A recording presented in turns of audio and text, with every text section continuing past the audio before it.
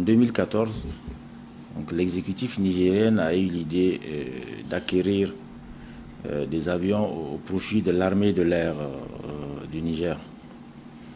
Et pour cela, il a eu affaire à RSW Aviation, qui est une firme américaine basée à Phoenix, aux États-Unis, spécialisée dans la vente d'aéronefs d'occasion.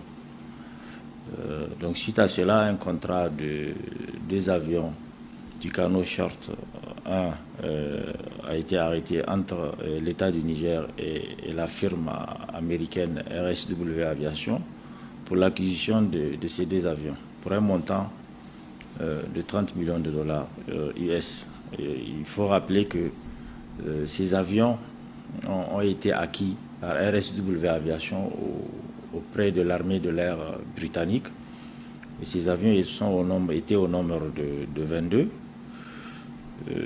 et que leur production a été arrêtée depuis 1995. La deuxième chose que je voulais rajouter par rapport à ce contrat, c'est que RSW Aviation, malgré le marketing un peu agressif qu'il a mené pour vendre ces 22 avions acquis auprès de l'armée de l'air britannique, n'a réussi à vendre aucun.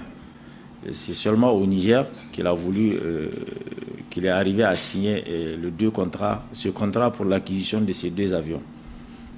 Pour un montant, on l'a déjà rappelé, de 30 millions de dollars. Mais ce qu'il faut dire aussi, c'est que ces avions se négocient en vérité à moins d'1 million de dollars. Et à la signature du contrat, l'État du Niger a versé déjà 7,2 millions de dollars à RSW Aviation.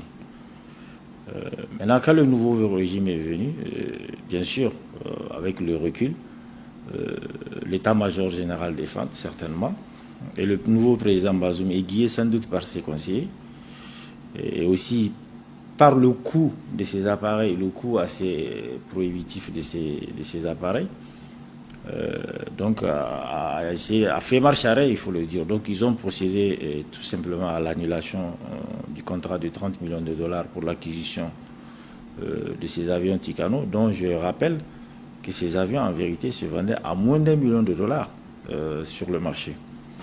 Donc suite à cela, les représentants de RSW Aviation s'étaient rendus à Paris et ils ont pris attache avec la présidence de la République du Niger pour venir à Niamey et essayer de sauver les meubles. Mais la réponse a été ferme qu'ils ne sont pas les bienvenus à Niamey. Voilà les faits. Il faut dire que cette affaire est gravissime.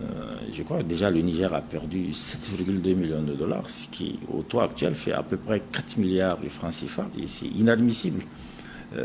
Dans un état de droit, dans une démocratie, il faut qu'il y ait des sanctions. C'est ça.